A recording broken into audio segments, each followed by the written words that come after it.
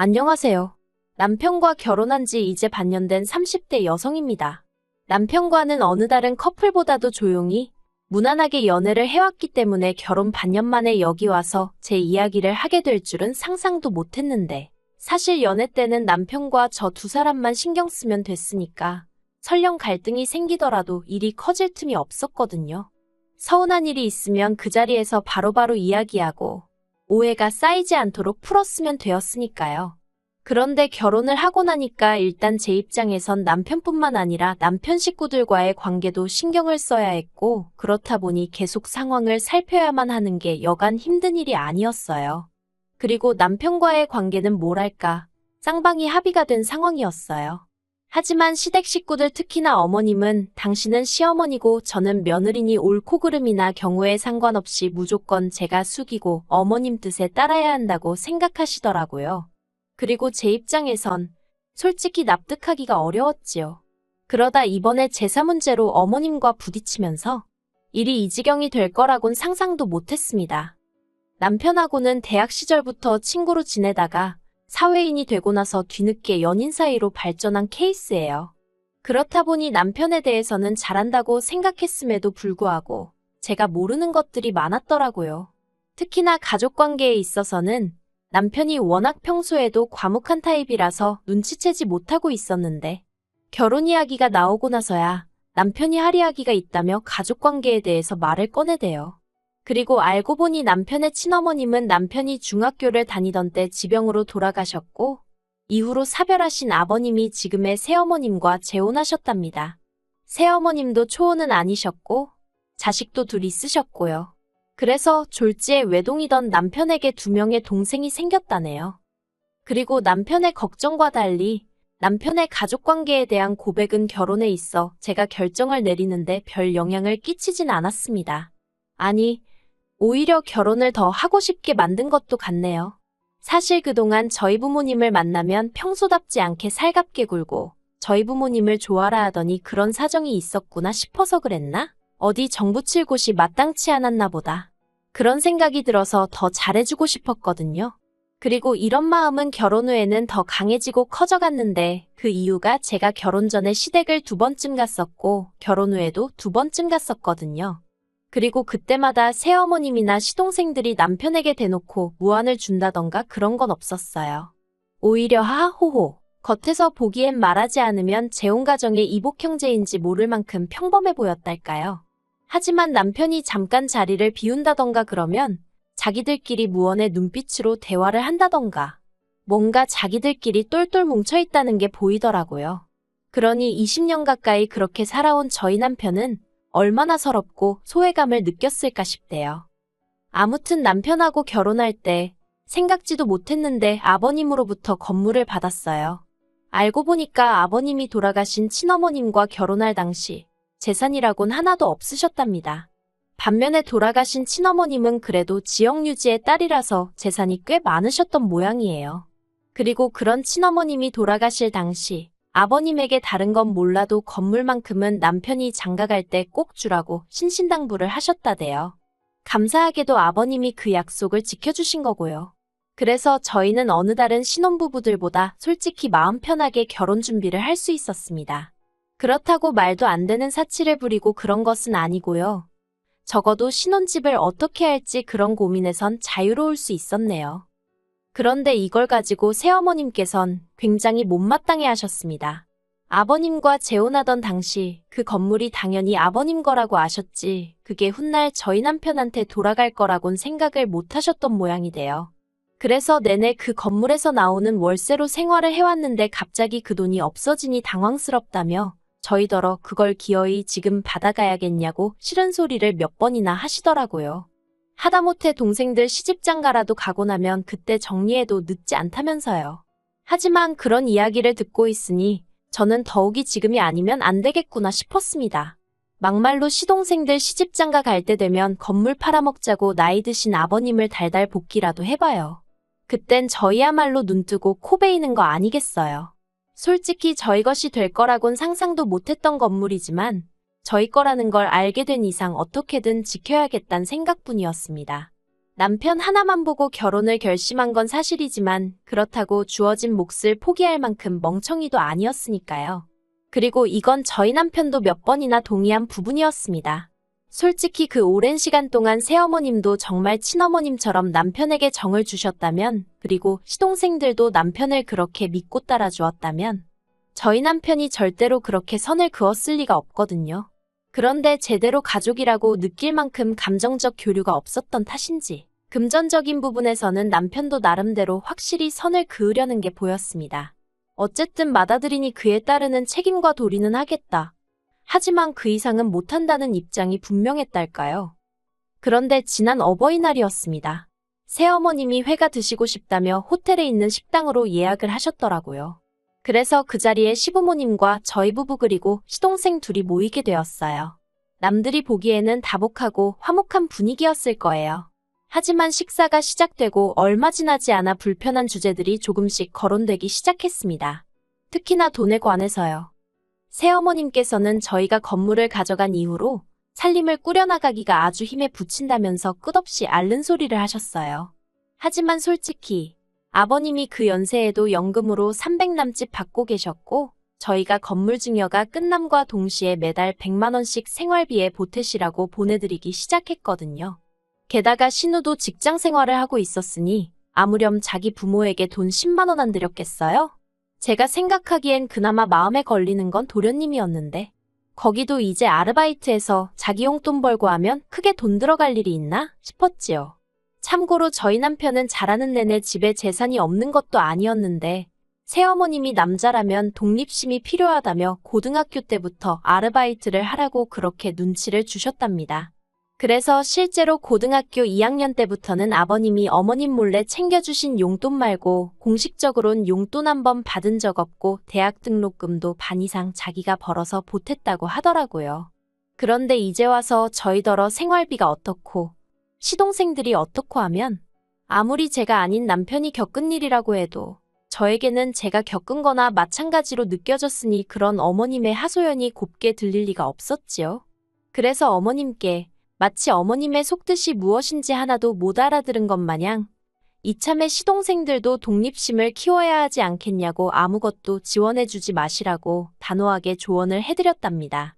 그랬더니 제 예상대로 어머님이 당신이 일전에 한 말이 있어서인지 뭐라고 더 말씀은 못하시고 저더러 너는 참 냉정하구나 하시대요. 하지만 이런 이야기 때문에 제가 결혼한 지 반년 만에 시댁하고 안 보고 살고 싶네 그런 소리를 하게 된 것은 아니에요. 제가 정말 화가 난 건 엊그제 어머님한테 전화를 받았는데 다음 주에 당신 친정어머니 제사를 지낸다고 하시더라고요. 어찌나 생소하던지 저는 처음에 돌아가신 친어머님 제사를 지내신다는 줄 알았다니까요. 그런데 그게 아니라 새어머님의 친정어머니 제사를 지낸다면서 저더러 일찍 와서 제사 준비를 도우라고 하시더군요.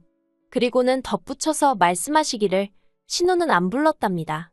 이런 건 원래 며느리가 도와줘야 하는 거라면서 제가 안 오면 당신 친지들이 계모라서 당신이 시어머니로서 제대로 대접도 못 받고 산다고 생각할 거라고 그러면 저희 남편 얼굴에 똥칠하는 거라면서 꼭 와야 한다고요. 그래서 제가 어머님께 무슨 말씀이신지는 알겠지만 어머님도 아시다시피 저도 직장인이라서 그렇게 시간을 내기가 쉽지가 않다고 했습니다. 그리고 어째서 새어머님 친정부모님 제사까지 제가 해야 하냐. 솔직히 납득이 가지 않는다고도 덧붙였지요. 그러자 어머님이 제 남편을 당신이 어떻게 키웠는 줄 아냐면서 저더러 이러는 거 정말 경우 없는 짓이라고 하시는 거예요. 그래서 제가 일단은 남편하고 이야기를 해보겠다 했습니다. 솔직히 만약에 남편이 저더러 한 번만 참고 그렇게 해달라고 하면 해줄 생각이었어요. 결혼할 때부터 시댁일에 관해서는 가능한 남편 마음이 편한 쪽으로 내가 맞춰주겠다는 마음이었거든요.